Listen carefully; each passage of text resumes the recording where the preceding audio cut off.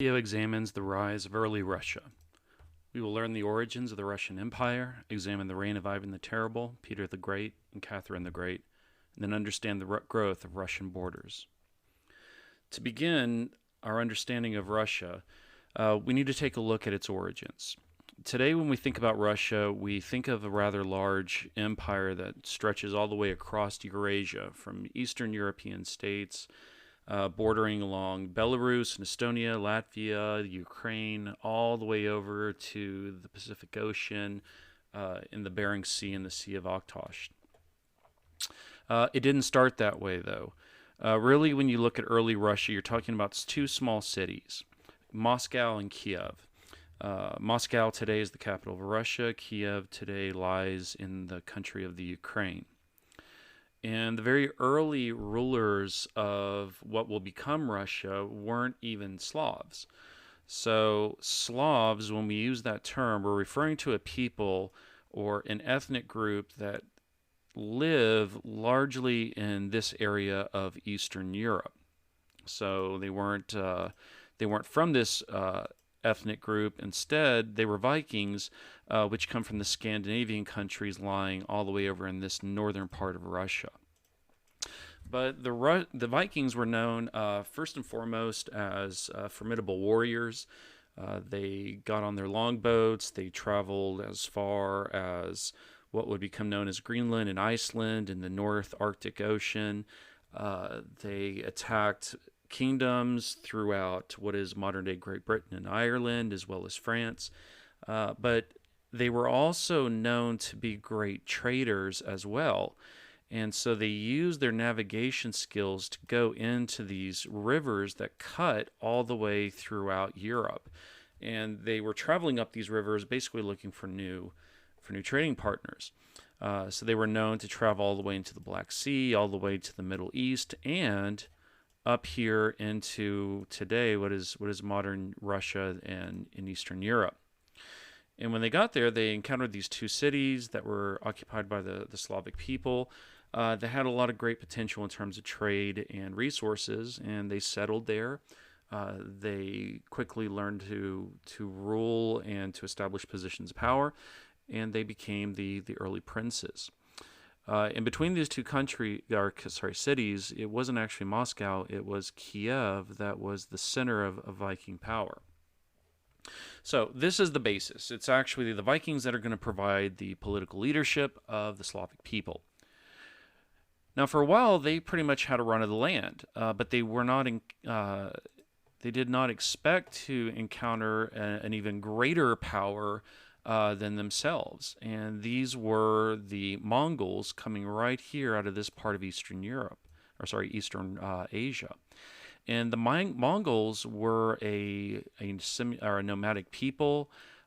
They had adopted to horse warfare early on, and they would migrate and they would fight in these large rolling camps. And under the leadership, first and foremost, of a guy by the name of Genghis Khan, and later his son Kublai Khan and his sons after him, the Khans would come to rule not only what is modern day China and into modern day Korea, but also deep into Central Asia, right here, as well as into the principalities of Kiev and Moscow. And the way that the Mongols governed was pretty much through fear. So those people that tried to actually resist the Mongols met with an overwhelming enemy, were quickly defeated, and then the Mongols usually made examples out of these resisting cities. So one example handed down through history is of a Mongol army capturing a city, and then after stiff resistance by the townspeople, what did they do? Well, they built what was basically this massive platform, if you will, and stuck all of the townspeople underneath of it. And then the Mongols got on their horses, got on top of the platform, and began riding their horses around until the platform basically collapsed down on top of the townspeople, just crushing them under the weight. So the leaders of Moscow and Kiev realized that they had two choices. They could resist and pretty much, be defeated and killed shortly thereafter, or they could basically pay the Mongols off. And this is what they did for quite some time. They just simply gave gold, and they gave slaves, and they gave resources to the Mongols in exchange for the right to continue sitting on their thrones. But then something happened. The prince of what would become early Russia decided that he was no longer going to pay the Mongols off. And instead, he began the process of organizing a military and resisting the Mongols. And from here, they began to push back against the Mongols, establishing the earliest boundaries of their empire located right here in the Brown. And the first of these major Tsars, as they become known, was that of Ivan the Great, Ivan the First. So the title of the rulers that the Russians lived under was Tsars. And sometimes you'll see it spelled this way. Sometimes you'll see it spelled with a CZ. Basically, either spelling is correct. Either spelling is correct. So Tsars, that's plural. So Tsar would be singular. So the Tsars, so they start off, they begin to rule, especially out of Moscow, and then eventually what are they going to do? They're going to begin to expand outward. Now, one of the biggest challenges of the Tsars in the early days of their rule, after the Mongols were defeated, actually came from inside of their own borders. And these were a group of people known as the boyars. Boyars is a Russian term for nobles. So these are people that were born into privilege and wealth. And they had a lot of political and religious and social influence in the country. So throughout the reign of Ivan the First, the Second, and the Third, all the way up to Ivan the Fourth, this guy right here, the boyars had a lot of influence. And whenever the Tsar was weak, what the boyars would do is they would fight amongst themselves, and they would fight against the Tsar. They would cause a lot of chaos within the empire, basically disrupting day-to-day life. And so when this young man came to power, he was actually really young. I mean, he was a child, and he was terrorized by the boyars, who once again had started fighting amongst themselves. So growing up, Ivan the Terrible, as become known, wanted to limit the power of the boyars. That was his first goal in shaping his leadership. And so what Ivan did is he formed a group known as the Oprichnina, this group right here. And the Oprichnina were basically Ivan the Terrible's own bodyguards. And usually they were formed up by a group of guys known as Cossacks.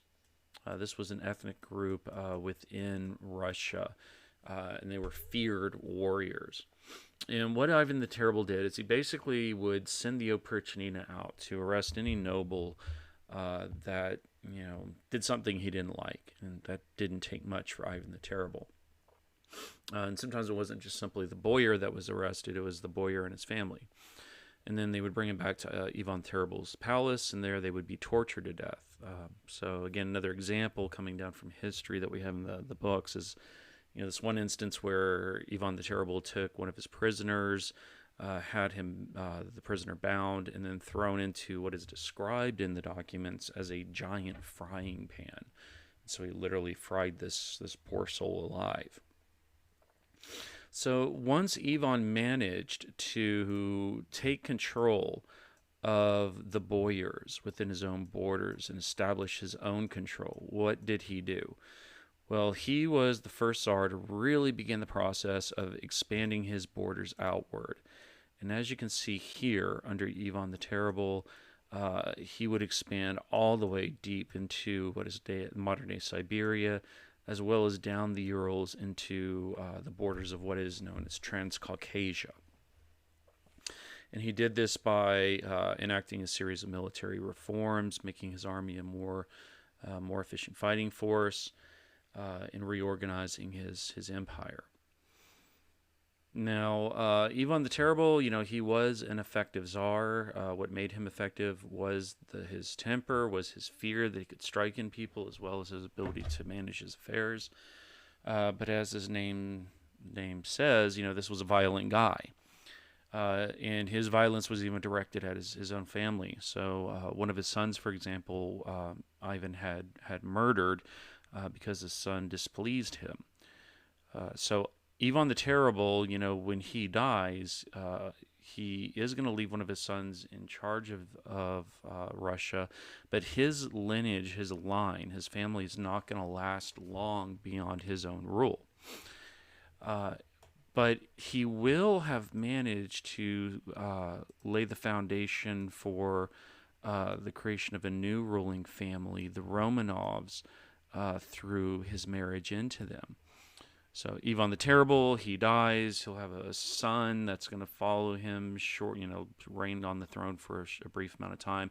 And then when the Romanovs are going to come in the early 1600s, these are going to be the people that really take Russia all the way through history up until 1917. So this is going to be the big family that's really going to put their stamp on Russia. Now, another major Tsar that followed behind Ivan the Terrible was a guy by the name of Peter the Great. And if you like larger-than-life figures, well, Peter the Great was one of those. So Peter the Great, like Ivan, came into power at a very young age. He too had troubles with the boyars and would have to work to take control of them. But Peter was able to do this. He was a very intelligent individual, but in addition to that, he was physically just a real imposing guy. The sources describe him as standing over 6 feet tall, really muscular, really athletic, capable warrior. So when Peter the Great comes into power, his Europe was very different than it is now. Today, if you look at the major powers, it's, you have countries like Germany and France and Great Britain in Europe. And then out here, you have China, that's a major power. Back then, there was first and foremost this power right here known as the Ottomans. And they were an Islamic empire, very powerful. And then over here in Europe, you had a hodgepodge of different countries that were all technologically more advanced than Russia. So Russians, they were considered part of Europe because half of their country lay, on one side of the Ural Mountains. But they were also considered part of Asia because, most of their country lay on the other side of the Urals, which was not considered part of Europe. So Russians were oftentimes looked down on as a backward people. Even their style of dress was different than what Europeans were wearing. So usually the nobles had like these really long beards. They wore these, tall kind of fur hats, clothing that was, Europeans had kind of stopped wearing back in the medieval ages. So Peter the Great, when he came to power, he realized that the first thing he needed to do was to modernize Russia. So when we talk about modernization, what we mean is that we take the best scientific advancements, the best ways of governing, and we start to reorganize society using those. That's what he's going to do. Now, again, keep in mind that Russia at this time, they are not the technologically advanced people of Europe. So what does he do? Russia goes on what is known as, Peter the Great goes on what is known as the Great Embassy. This tour of Western Europe, and he takes with him this huge retinue of scientists and laborers, as well as his buddies, other boyars, other nobles. And when he went to Europe, he basically visited all of the universities out there, visited shipyards, went and visited other European monarchs. And what he's doing is basically learning, how are you doing it? How are you running your country? And then at the end of this, over 1 year long tour of Europe, if you will, he comes back to Russia and he begins to to implement these reforms. So he restructures his government, begins building a new navy, begins reorganizing his army. I mean, even changes the way that the boyars dress. So if you were a boyar male living under Peter the Great, and you wanted to keep your really long beard that Europeans no longer wore back then, you had to actually pay what was known as a beard tax to keep your beard. So, I mean, even down to changing the way that his boyars were dressing. Now, once he had done this, Peter the Great continues on with this empire expansion. So if we go back to the map, we'll notice that you have, Ivan the Terrible. He's starting the first attempts at expanding the Russian Empire. And so what is Peter going to do? Well, Peter's going to come on the back of this, and he's going to continue what Ivan the Great started, expanding deeper into Eastern Europe. And he's going to start to take on the Ottoman Empire, which will basically from this point on become Russia's #1 enemy, as well as expanding even further out here into Asia. So when Peter the Great dies, he leaves Russia completely different than the way he had found it. He found it a place that was considered to be a backward country, that was not considered to be respected by other European powers. And when he passes away, his successors will continue in his efforts.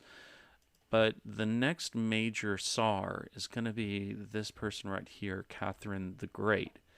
And she's not actually a Tsar, she's a Tsaritsa. So that's the queen, if you will, of the Russian Empire. And she's very unique. First and foremost, she was not Russian. She was a German princess that had married into the Romanov family.